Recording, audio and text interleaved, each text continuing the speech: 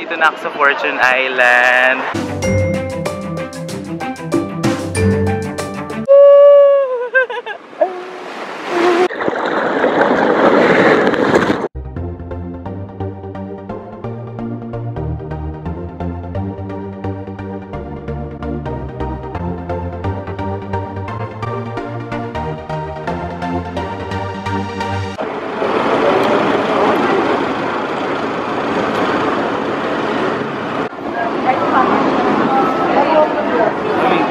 Go!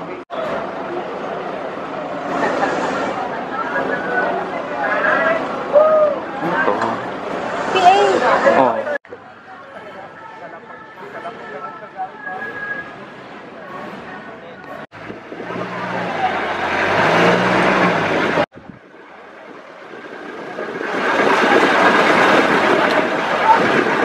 Hello guys! Dito na ako sa Fortune Island.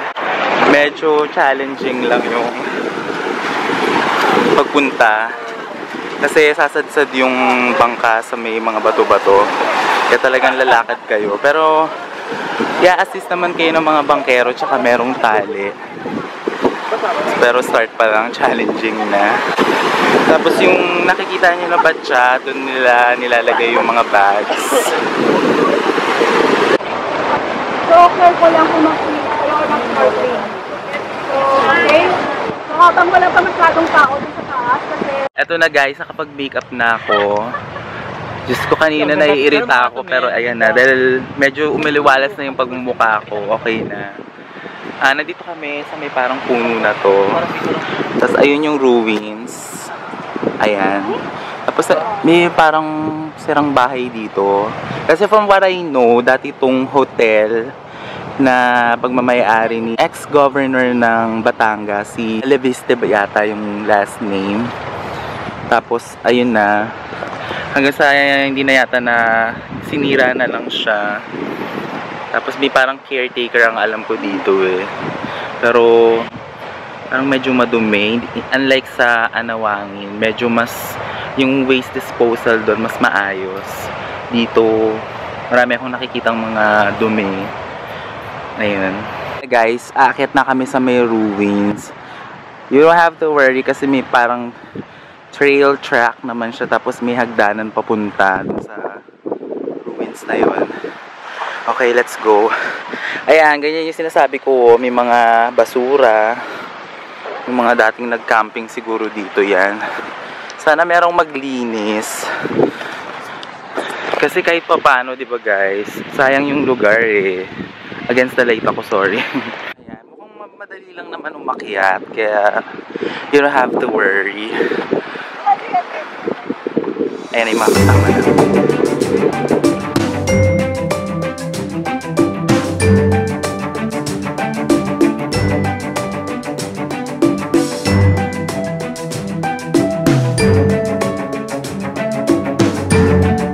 I don't know if you can hear me guys. Ang ganda. Yun ang... Sorry naman yung wind noise. Pero I'm enjoying the view.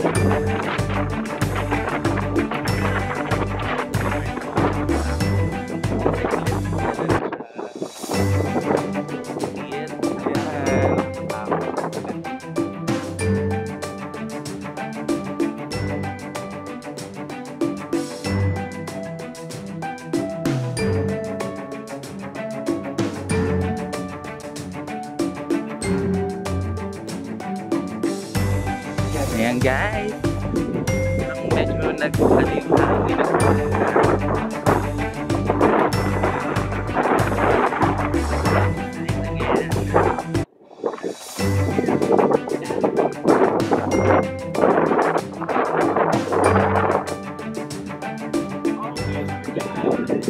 Ay, anong meron dito? Ay, good diving guys.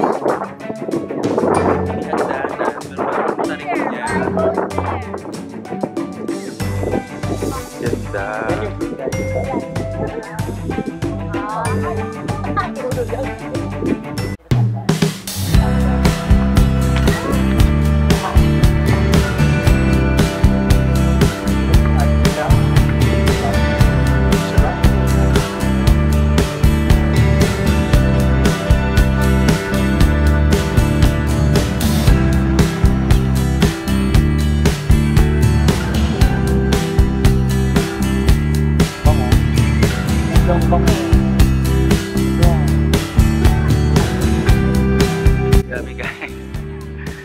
ayan, nagpapahinga na yung group namin doon sa part na yun. Si Janine. Janine, magpakita ka naman. Diba? Fortune Island. Ayan. Nakapagod siya, in fairness. Gusto mo na kumain? Kahit O, kaya kanina sabi ni Janine, ang pangit daw. Ngayon, na-appreciate niya na ang ganda. kailangan pa siyang libutin para ma-appreciate natin ang beauty ng Exactly. Fortune Island. Guys, parang hindi namin kaya magpunta doon sa cliff diving kasi sobrang tarik nung hagdanan. Hindi kaya namin yun. Pahinga muna kami, guys. So guys, may trail naman na pwedeng sundin. Merong blue na rope. Ayan. Actually, nagtanong-tanong lang din kami pero hindi rin kami sure kung dito talaga papunta ng lighthouse. Yung mga kasama ko, si Reg, Si Janina. si Janina San Miguel, and si Ann. Say hi. Matarik ka. Grabe guys, ngayon pa lang, feeling ko susuko na ako. Pahinga muna kami. Tapos inubad ko na yung damit ko dahil feeling ko Lahat ng place na napuntahan ko is parang may heat stroke ako. may uniqueness. Ang Grabe. uniqueness sa lugar na to is Nakahingal yung mga sobra. bato, matatalim, Pero parang nasa taas na tayo eh, oh. tapos yung mga puno na matay yung Grabe. dahon, parang Nalahingal ako. galing kainin. Ay guys, eto na. Pagod na pagod ako. Nakahiga na ako dito ngayon. Grabe. Pakita mo dyan yung yung signage. Finally, nandito na kami sa lighthouse. Sa Fortune Island. Sorry guys, hindi ako makapag-vlog dahil kasi hingal na ako. Pakita mo sa kanila yung view dyan, please. Ayan yung view, guys. Pag makikita ng lighthouse sa Fortune Island. Maraming puno kayong makikita. Tapos, unfortunately, nakalock siya. Pakita mo dun. Nakalock siya. Kaya hindi kami makakakit sa lighthouse. Ayun na. Yung mga kasama namin, guys, na ano sila, nasugatan. Oh my God. Kasi naman, Tapos si Milo gumulong daw sa baba. baklawag naman. Grabe ka. Ito na guys, bababa na kami. To be honest, kinakabahan ako. Kasi sabi nila yung pagbaba doon yung pinakamahirap. Hingal na ako. Ano ba?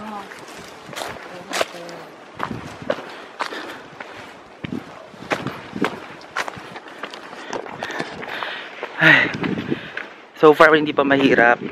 Sana hindi na ako mahirapan. Forever nang hindi mahirap. Sabi. Finally guys, natapos na rin. Alam niyo yung umakyat kayo ng fresh, tapos ang haggard yun nung bumaba. Grabe. Eto guys, merong nagtitinda ng ice cream, 25 pesos. Inyo po. Pinipig lang sa akin. Kuya, ano bang flavor meron? Cheese, munggo, tsaka pinipig. Pinipig na lang din. Sabi ko siguro. Eto guys, 25 pesos lang. Yeah.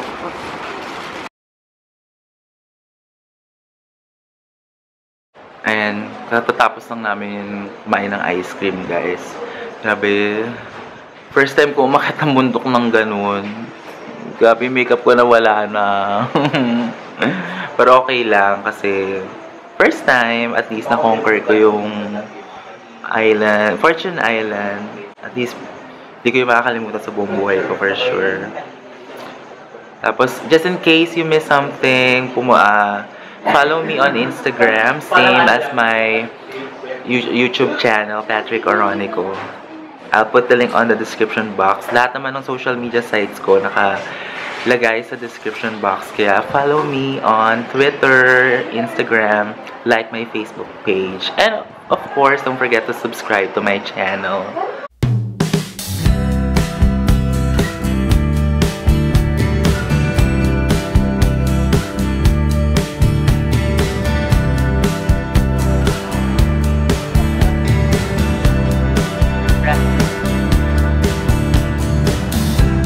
Eto guys, we're chilling dito lang sa maliit na coconut tree na yan. Ang init, tanghali na kasi. Ano oras na ba? sobrang init guys. Tapos ayan, namumula na ako. 11:08. 11 na. Kasi aalis yata kami dito ng mga 2 PM.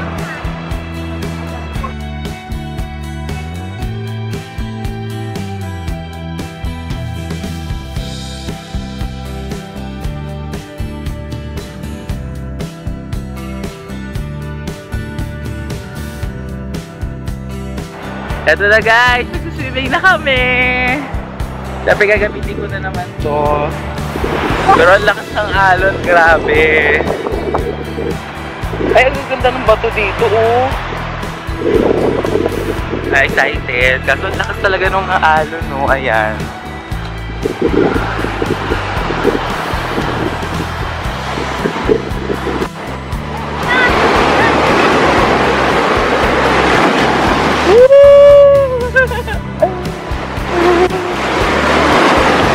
One more.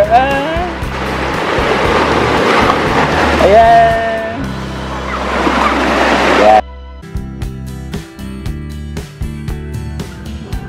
Ayan na guys, swimming na kami. Lakas ng alon guys. Ito, ayan o.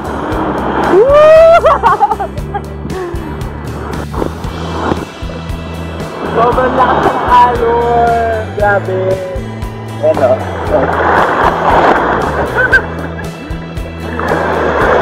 Sarap. Ang bato. Kailangan pala nakaano ka sandal.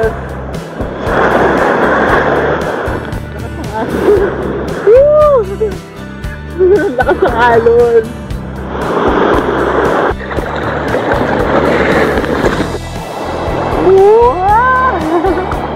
Ganyan. Tusot ka rito. Video tayo. And hello. Hello, ni. Wow.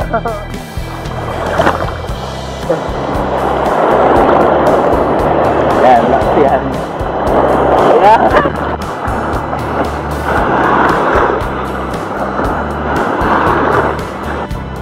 Guys, it's time to go home na. Challenge naman yung pagsakay namin sa bangka.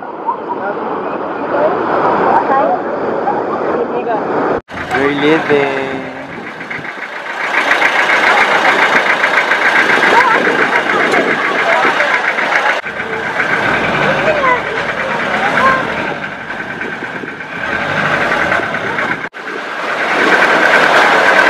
Sobrang alon guys dito.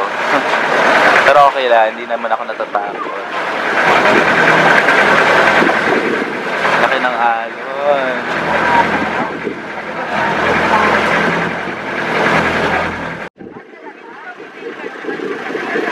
Every time you try. Ayun na guys. Nandito na kami. Ito, magbabalaw muna ako.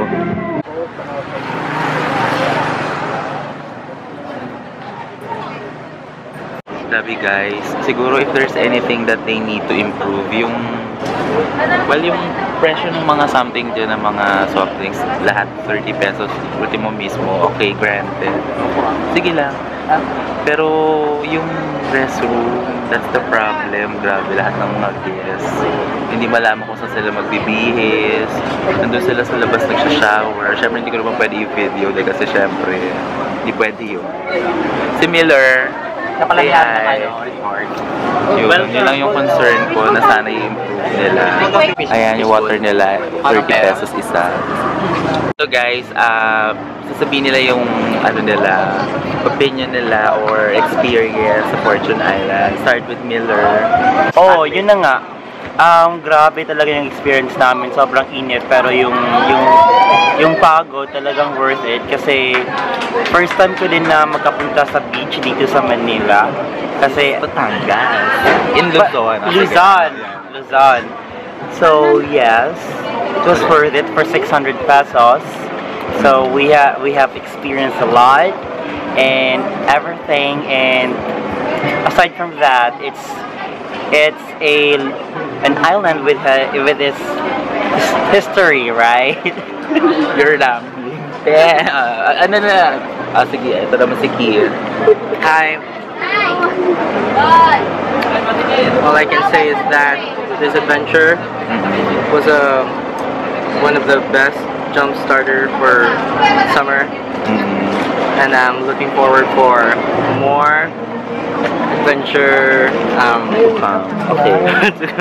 Okay. Thank you, Keeper for Max. Medyo gustado. Babay na sa Fortune Island. Ako ko'y lubos nagpapasalamat. Saan? Sa iyong sponsor? nakakakaman ng bato doon.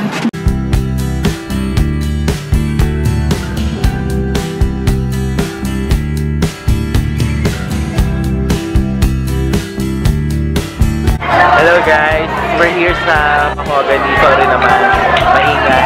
And ito yung order namin. Combo beef. Madami lang po yung i-add nilang rice. Dito kami sa Bulalok. 9K.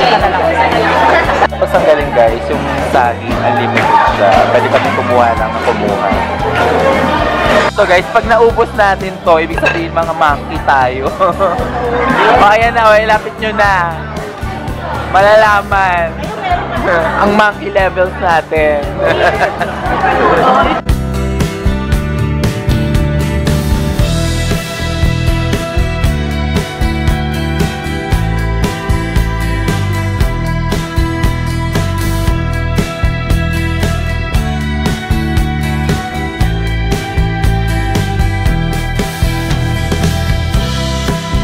Guys, tignan nyo naman yung bone marrow, bongga, kainin ko siya. Meron din nga pala silang free na barako ko. In fairness guys, ang daming food, nakakabusog siya. All in all, ang nagastos namin is 1,990. Tapos maglilibot muna kami dito sa baba. Ayan na guys, nandito na ako sa bahay and that's my vlog about Fortune Island. I hope you like it. Please subscribe and share my videos. If you have any comments or questions, comment down below. Thank you so much for watching. Bye-bye.